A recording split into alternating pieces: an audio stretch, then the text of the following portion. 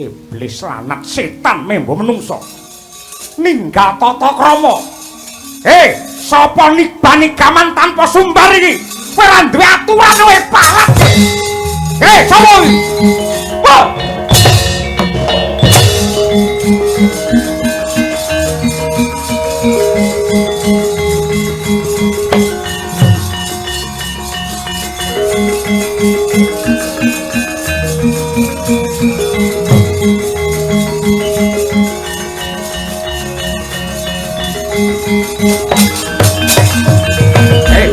Arep ngopo kowe? Arep ngopo kowe? Ayo diguwak. Diguwak, gamane diguwak. Kake diguwak. Iblis kowe. Dodok. Dodok, kupingmu bosok. Dodok. Mangap. Mangap.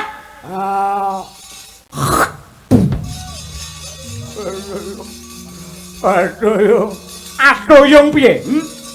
Sing nibani gaman tanpa sumbar dapurmu. Kowe njarak karo Ratu Mandura Prabu Baladewa. Ora ngerti kondang wong Mandura. Ora kena mambu tantang. Yen panjenengan Radawa maju apa ora ngarsa ilang nyawamu kowe.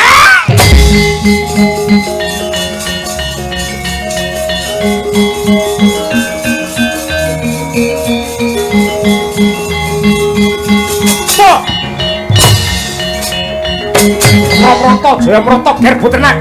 Sayuta mara saketi muri. Ampian kaya wong Jawa rubet kowe jangan mati. Ora bakal dikrek mulku salomba maju. Yo, Nyaya Dewa ora bakal mundur Ratu Mandura. Ayo, ketokno Kaprawira do maju siji, ngebyo bareng ora bakal mundur aku. Ngendang-ngendang kowe. Iki jalukamu ndak Radawa umurmu.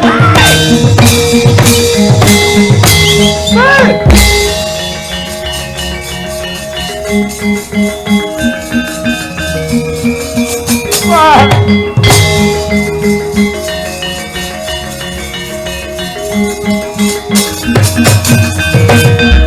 Mandek. Mandek. Mandek. Kowe njarak karo Ratu Mandura. Ngetokne kaprawiran adol kasektel lumantar gamanmu Tracabala. Sawangan iki apa? Iki Kyai Senjata Nenggala sing ampuhe kegila-gila wis mateni menungso sing cacahe 99 genepe 100 dapurmu.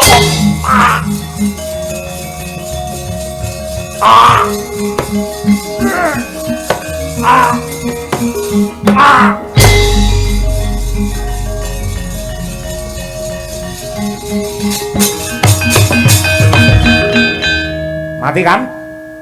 Mati. Preman jetis kok dijarak. Yen ana sing ra trima Baladewa musuhe.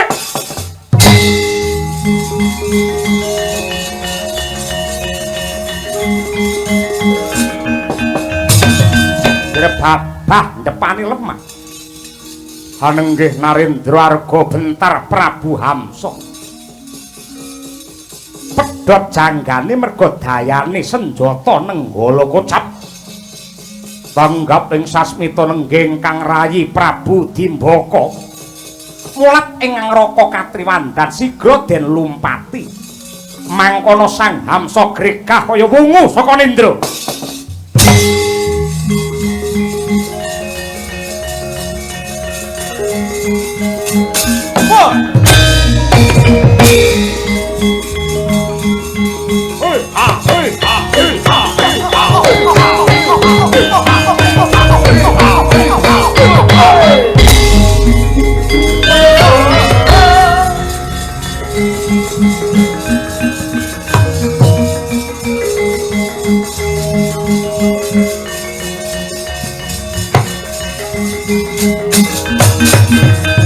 Sapa kowe?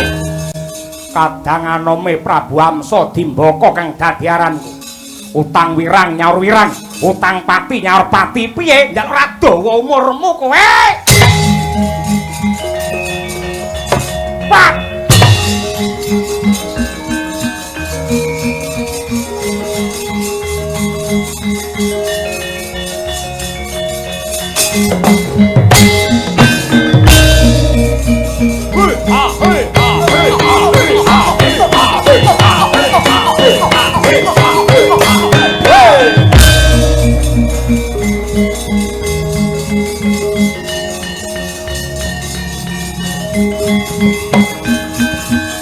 Aku durung mati. Hei. Wow. Ah. Wah. Woi. Ah. Woi.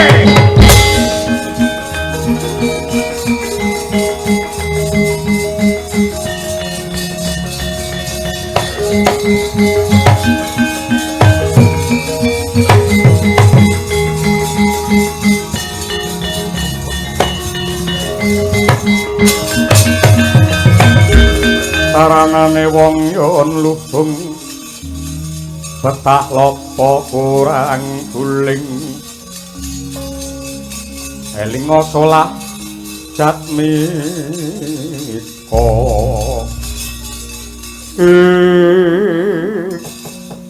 Werkudara blitheng kakangku apa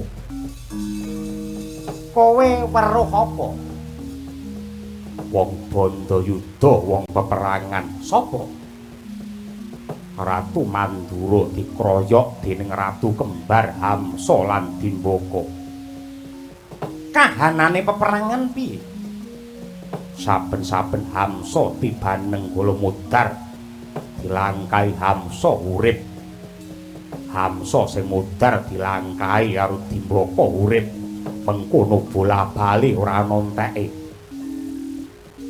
ing atase Ngamarta ki bebantenge iki kowe senopatine ki Werkudara Ratu Ndarawati karo Ratu Mandura ning kene iki mung dadi dayah apa memper dayohe wae adus kringet kaya ngono parandene sing di omah malah etok-etok ngantuk iki piye banjur sing tok kersake piye maju iki mengko ora bakal ana rampunge mesake rakamu Mandura apa kira-kira kowe apa karo watake Baladewa yen mengko tak rusuhi anggene peperangan tan wurunga malah seling suruk dheweke mesti ora trima dheweke mesti nyeneni karo Werkudara nyepelekake karo wong gerang dianggep wong tuwa ora iso ngrampungi perkara yen nyatane palungguhan iki Ratu Mandura kakangmu Baladewa nganti cilik lara gedhe mati tan wurunga sing nyangga dosa ya kowe merga sing duwe gawe iki kowe yen ana nesune Ratu Mandura sing tanggung jawab Ratu Ndarawati budhal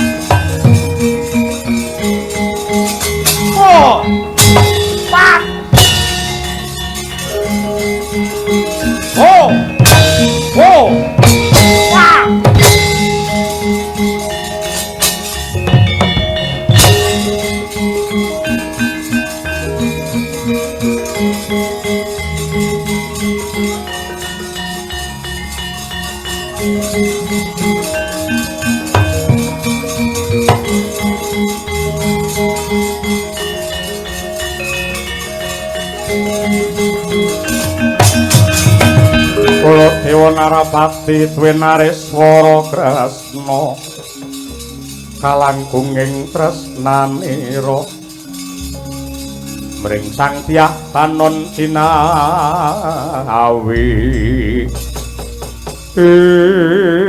Werkudara jumangkana pabaratan kae mesti sing perintah kowe sing ngongkon kowe Kresna pancen kula ingkang merintah namung kula nggih mawi dasar kula mawi wewaton dasarmu apa ngilani dadane Baladewa nyepeleke Ratu Mandura monggo anggenipun mastani ning menapa Koko Prabu mboten mireng bilih para Pandhawa lan ugi Ki Lurah Semar sampun golong ing raos gambuh ing batos.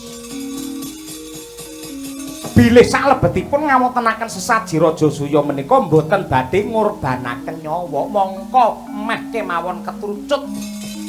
Kula tingali Koko Prabu Mandura ngasta wujudipun senjata nenggala marambah makaping-kaping Hamsa lan Dimbaka menika pejah tujunipun kok saged gesang melih.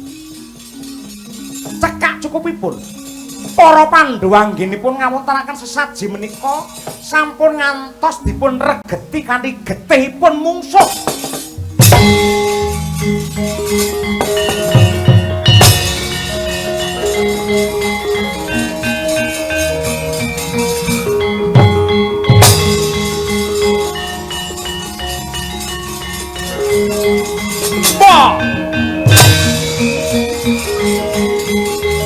Pak!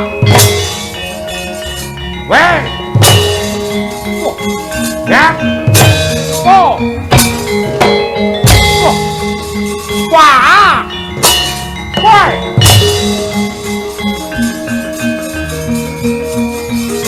Weh! Wah! Weh! Wah! Weh! Wah!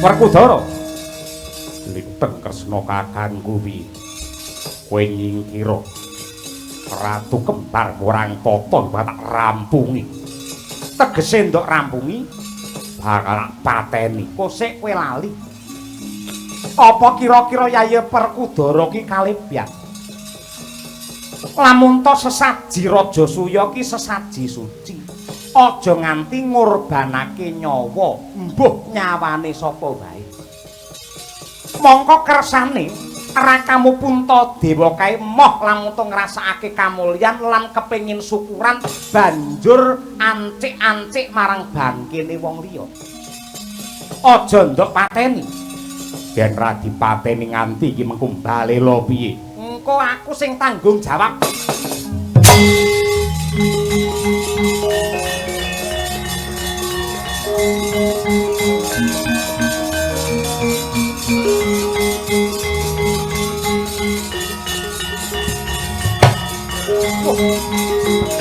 Ah.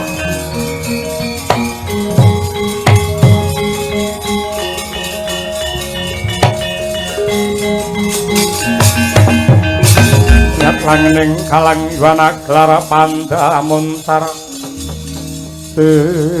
non ler kekonang suarem sorote tan padang kasor lan padanging purnameng gegono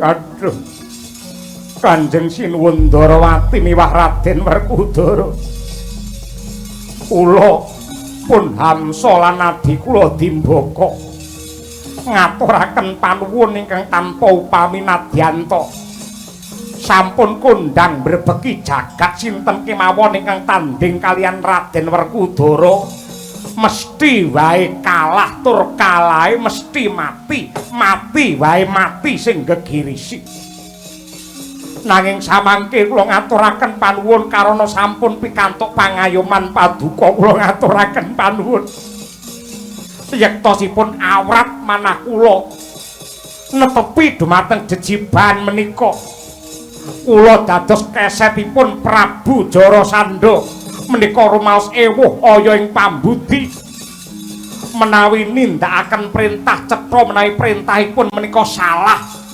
nanging menawi badal dawuh tartamtu kula nampi pidana menawi wonten lilaning penggalih kula badhe ngayom wonten ing negari Ngamarta kula badhe suwita wonten ing mriki nyengkuyung para Pandhawa anggenipun ngawontenaken sesaji Raja Suya syukur yen pancen